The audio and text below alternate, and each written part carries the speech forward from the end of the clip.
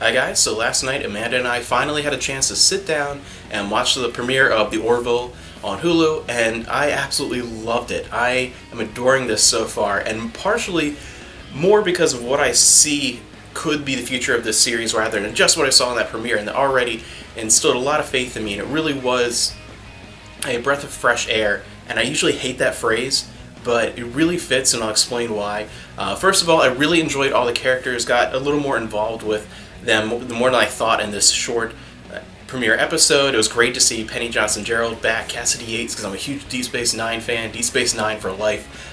So that was really cool, and I'm really enjoying her character so far. A couple of the reviews I've seen said they thought a lot of the characters felt so far a little shallow and a little flat, but within the context of this premiere, I think if it had been a 2-hour pilot, we would have gotten a lot more fleshed out, and I don't really understand that complaint yet. If you get a few episodes in and there's still some characters that feel that way, I understand that completely, but in the context of this, they were fine. Everything worked fine. You got a little bit of a sense of who everyone was. You get a little bit of a sense of what their relationships are going to be, at least for the beginning run of the series. Definitely, it set them up well. That part was, I don't think it was as weak as some people are saying. I really enjoyed them. Obviously, there are characters who were a little more fleshed out and got a little more screen time than others, and that makes sense. They're going to be more important to the story, especially when you consider relationships to the captain. Obviously, the people who are more close to him and have more of a history with him are going to get a lot more in the forefront here. So I really did enjoy the characters. I thought everything was done really well. Everyone in there gave a good performance. I think I definitely see future in these relationships as it develops. Hopefully it develops well. And again, I'll revisit a few episodes in and talk about how I see it developing. But I definitely think for what it was as a short pilot, it worked really well. Stylistically, I absolutely loved it.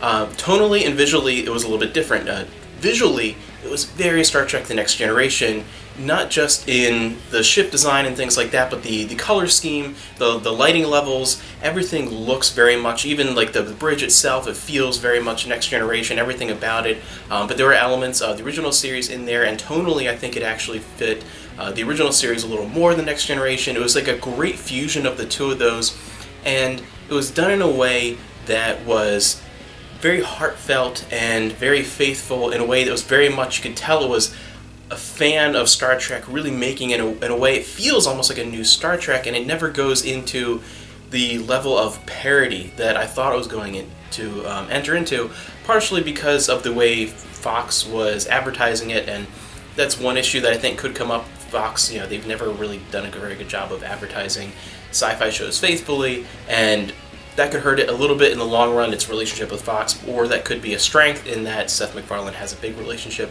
with Fox now. So we'll see how that plays out, but it definitely tonally, it was different than I thought it was going to be. It felt very much Star Trek with a little bit more humor put in, with a more humoristic tone, but it wasn't overboard, and the humor, I kept waiting, because I'm not a massive fan of Family Guy. My wife likes Family Guy far more than I do.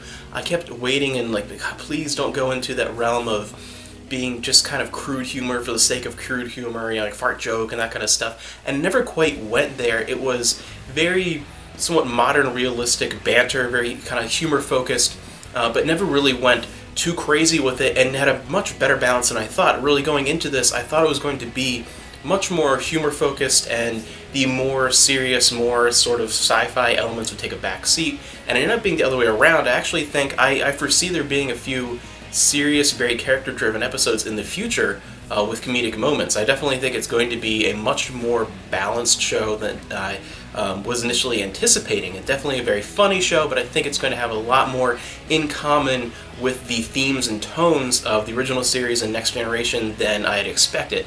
And it really falls in line with that, and how I was saying earlier about a breath of fresh air, this is the kind of show I really needed right now, especially when, at this time, Discovery is still a little over a week away, and, just looking at the previews of that compared to this, I really wanted, I think, there to be a very bright, positive outlook on the future sci-fi series out there, something that wasn't dirty, it wasn't gritty, wasn't overly, just down and dramatic, and I like that a lot. I mean, Deep Space Nine is my favorite Star Trek, easily. The last 5 seasons of that, I think, are some of the best sci-fi ever put to a television screen.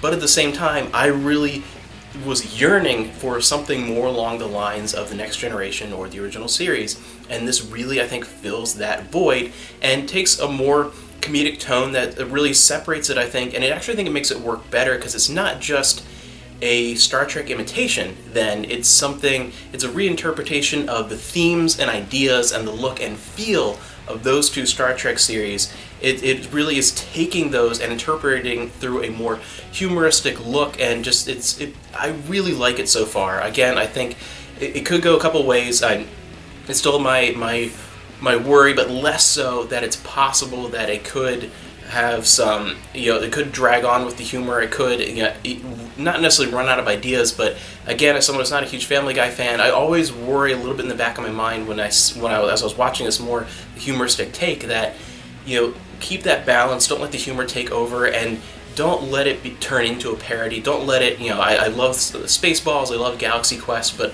I really think this works better that it's not really to that level.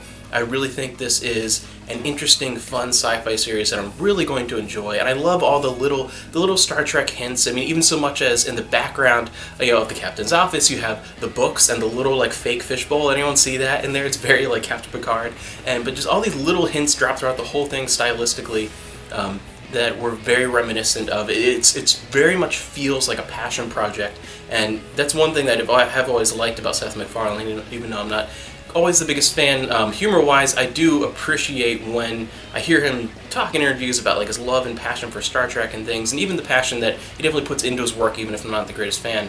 I always see that coming through. I definitely see that coming through, and here it really feels like someone who grew up watching, growing up with the Next Generation, growing up with the original series. It feels like someone who grew up with those things, and that became a part of his life and a passion. You can see that coming through, and this really feels like a fantastic, humorous, very fun-loving love letter to that era of Star Trek.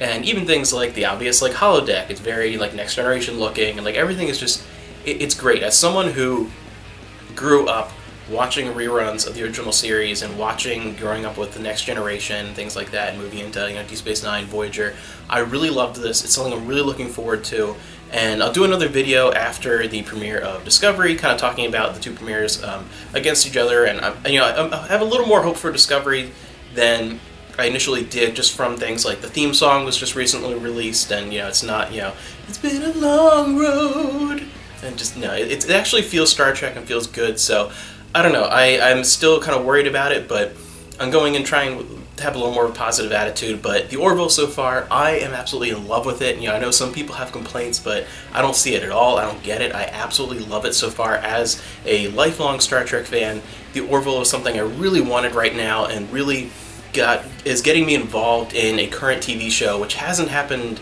much at all. I mean, even though we have stuff like Netflix and Hulu, I pretty much just watch, my Laserdisc collection and DVD box sets of older shows. I'm finally actually really being into a current show, which hasn't happened in quite a few years. So I'm super excited for the Orville and to see where it's going.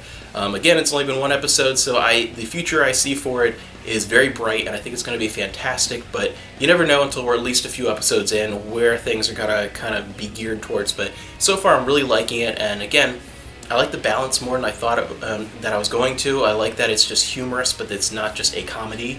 I think that's a big difference, being humorous versus being an outright comedy, and I think that gives it more legs, and I think we're going to see some greater character development because of that.